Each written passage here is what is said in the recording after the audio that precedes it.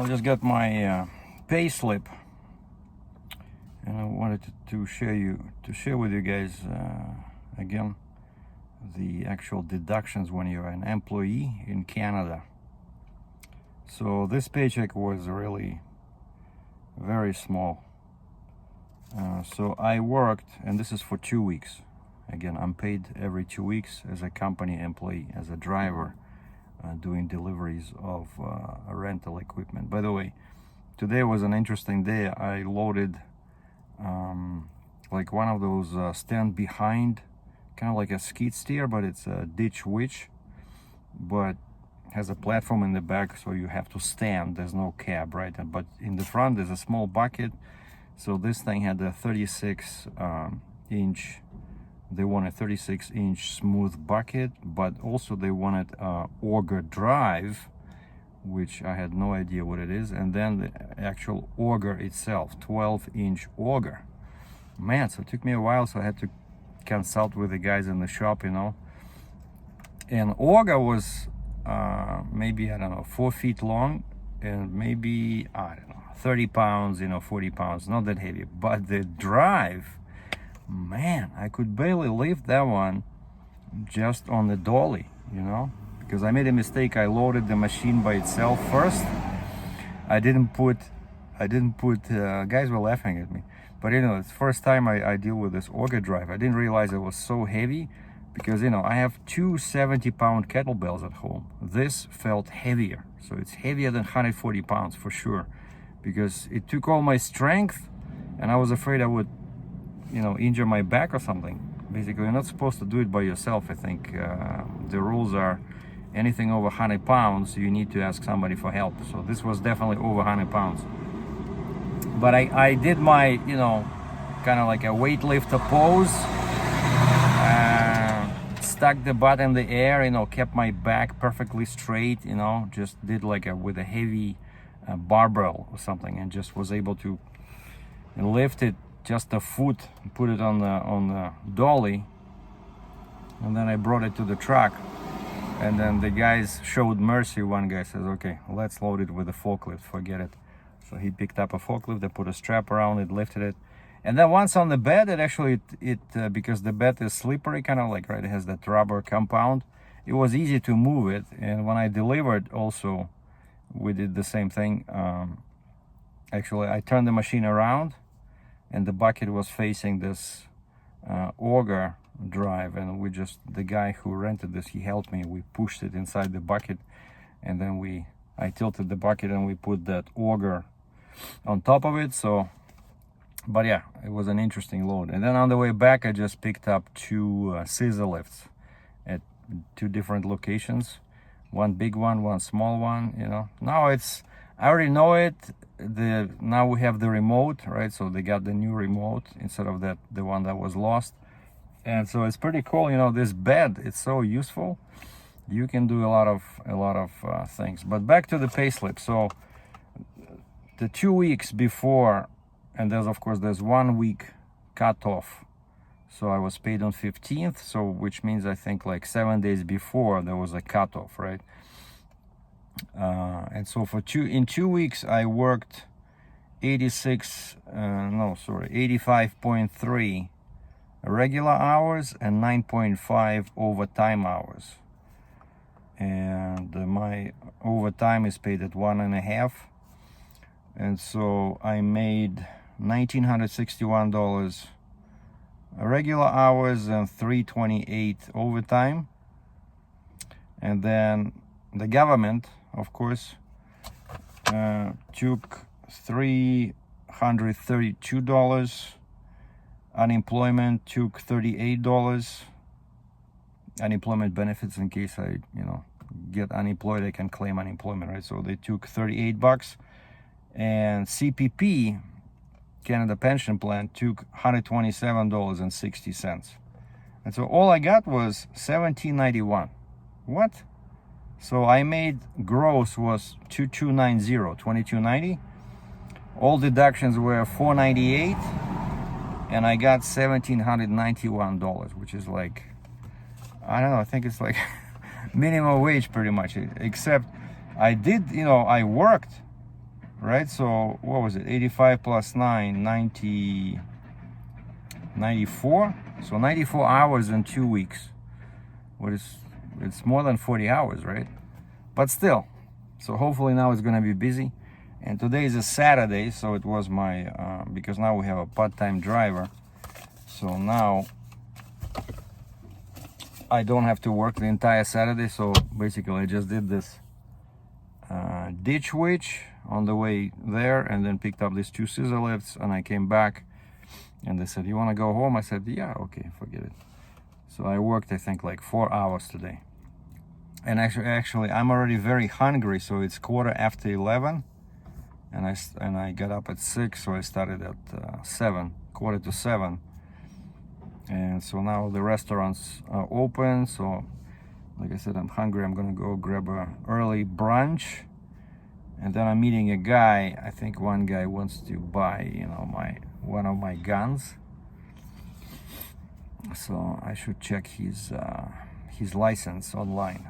He gave me the number and the full name and his date of birth, so I have to go online and check if his license is valid. Otherwise I cannot give him the gun, you know. So hopefully it'll happen, because yeah, with these paychecks like these, you know, it's hard to survive, you know, with all the bills. And that's it. So now I'm officially a one gun owner. I don't know why they always bring kids. Last time I sold Mossberg, a guy showed up in a huge pickup truck. He had trouble parking it at my condo here because parking spots are very small, but he came with a kid. You know, this guy, so that was Mossberg. This guy was buying a Ruger, and he came in a small Nissan, like a car. But yeah, these guys are getting a heck of a deal. But yeah, so it's, you know, I'm working, right? I'm working, I'm making okay money, but it takes time to kind of like get back to the status quo, you know, before, because, you know, I didn't work for such a long time. And actually the guy asked me, he says, can I ask you what you're selling? And I said, hey, it has nothing to do with the gun. I said, I didn't work for a while. I was between jobs, so I just need the money. And he paid me cash. I gave him a factory case, like a, you know, cardboard case. I gave him a plastic case, which was like $55, and extra was $250 worth of course, Canadian, a red dot, and then extra 10 round mag. I think I paid about 50 or $80, and I gave him 30 rounds of ammo, probably $80, you know. And so when I calculated how much that would be worth brand new, it was pretty much double the price. And so this guy says, yeah, I saw that. That seemed like a good deal. Yeah, of course, you know. So that's why on Gunpost I have 5-star rating, because I'm such a good seller. You know, I always throw in some, you know, extra stuff. I give them cases, I give them, you know, ammo.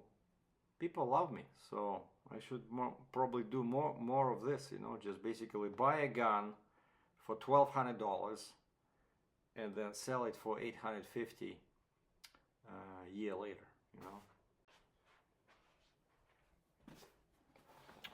Man, I feel cold. This is, you know, Canada after all. But Monday we have a statutory holiday, Victoria Day, which is Queen Victoria. Nobody knows what it's all about, but we always like getting time off, right? But I'm in the rental equipment business, so we are working, but only half a day. So today is Saturday. Sorry, so Sunday I'm off. Still probably gonna do and go around and try to do some DoorDash, because it's a long weekend. But Monday I'm working, as delivery driver again from 8 to 1, I think.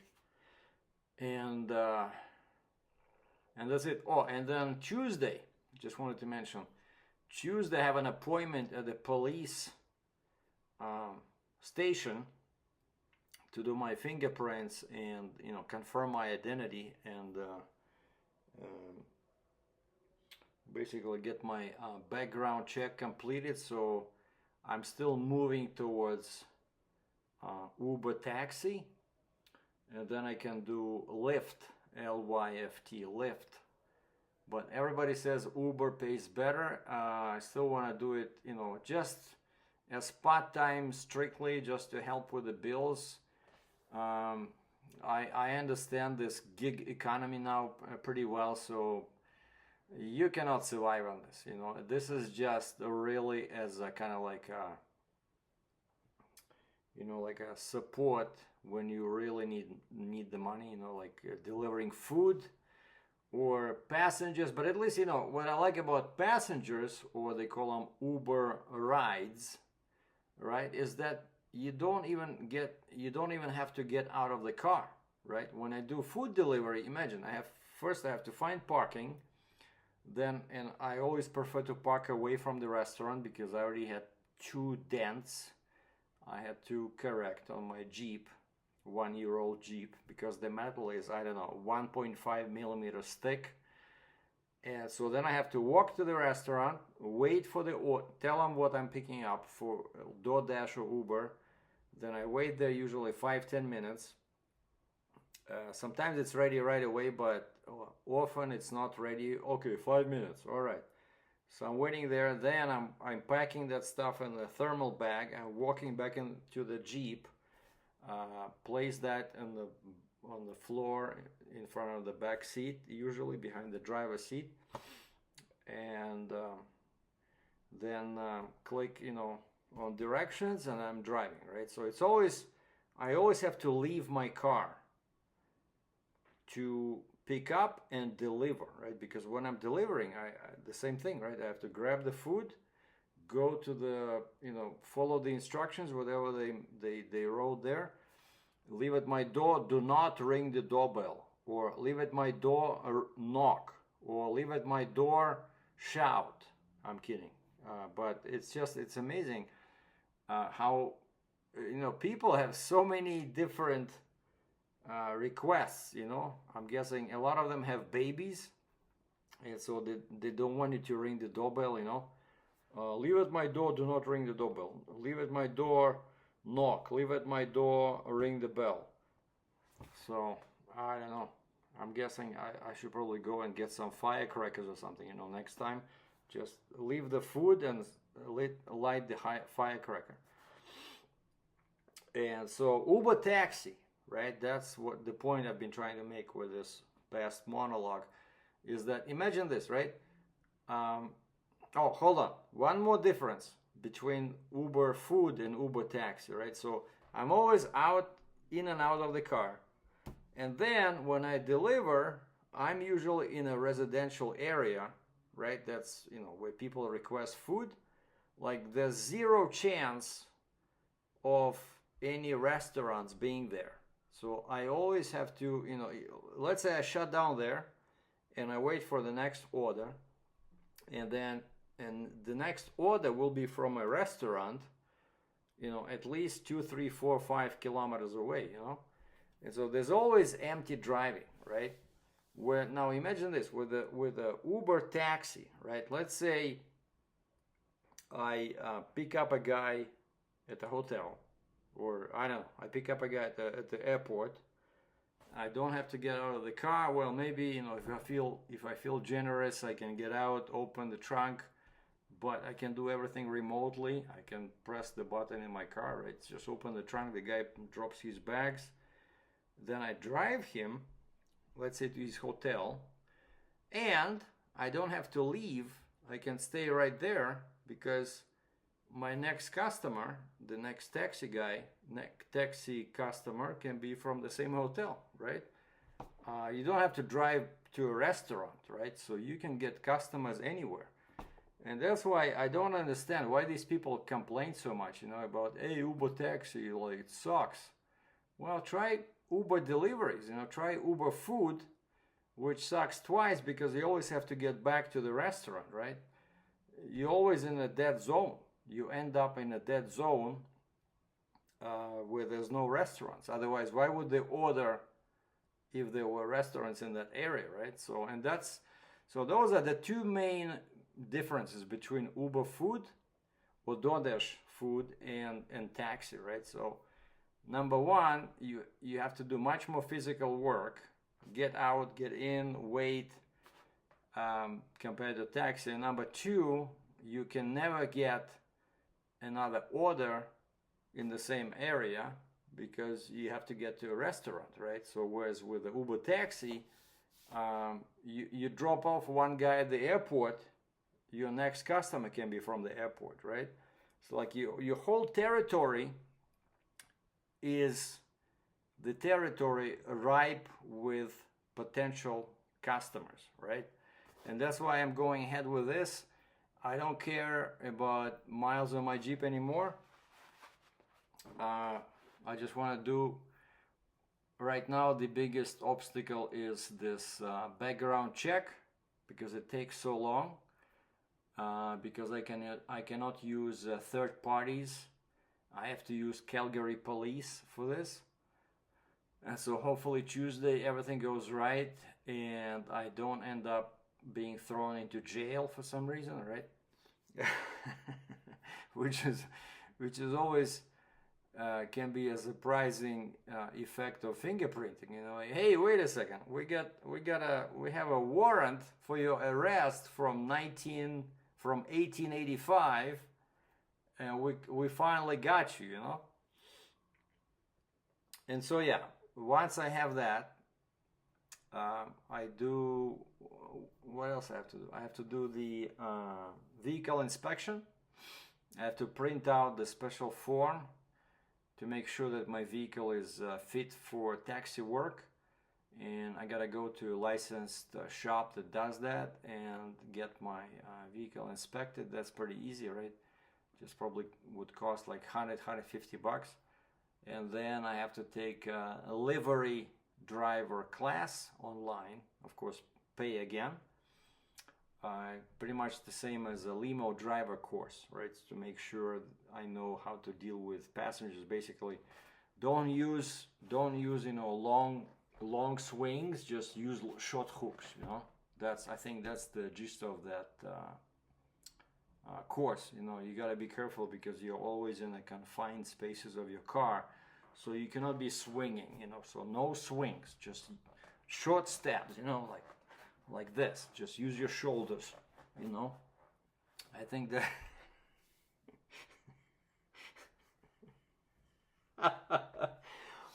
Man, but I think that's what that course is all about. Basically, yeah, just use your reduced space to your advantage, and maybe use a dash cam, right? So point it forward and point it backwards in case the passenger tries to stab you.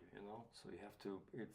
I think it's a good idea to have two dash cams recording your passengers, but I think you have to tell them. You have to let them know beforehand that you're recording. By law, I think I saw in many Uber cars, I saw like there's a sign in the back saying that the driver may record you, something like that. So anyway, yeah, so a background check is left, vehicle inspection, and then that livery online limo driver course. And I think that's it. They already have my bank info, a way to deposit the millions of dollars I'm going to make as a taxi driver. I have a new car, and which is funny, before I always favored two-door cars, right? I had a two-door Mustang, two-door Challenger, two-door Chevy, two-door Focus.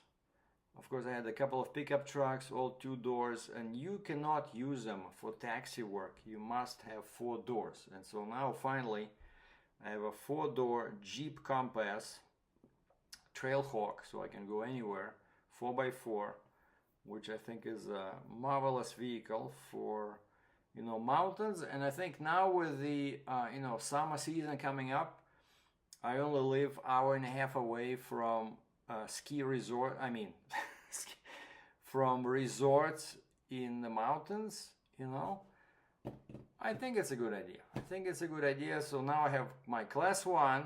Class one is back, so I can drive a tractor trailer. And I'm checking job classifieds every day to see if there's anything interesting. I think today I applied. A local construction company was looking for rock truck drivers, and so I said on my resume, I said, hey, I drove rock trucks, but mostly just to load them and unload them from my trailer, but I was a truck driver for 17 years, so I'm pretty sure I can drive a freaking rock truck, you know, inside a field. So what's the big difference? All you have to do is just push that lever to, you know, raise your bed and dump the material and then put it back. Like, man, I can do it with my eyes closed. Like, actually, you know what? Seriously, that's what I was thinking about. Like in the construction industry, not a wheel loader or skid steer, but a rock truck. A rock truck for me would be, you know, easy to do, and you can make the same money as with a wheel loader or skid steer. And I think my class 1 license might really help, you know. And I think that's the job I applied for today. They didn't specify how much they were paying, but I'm pretty sure it should be more than $30 an hour. And just for comparison, right now I'm making 23, so $30 an hour would be a big jump, you know.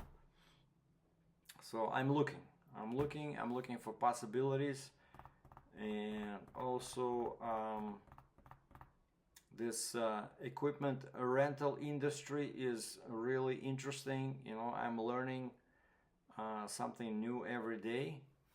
I'm learning what people are renting, which kinds of equipment are popular, and when.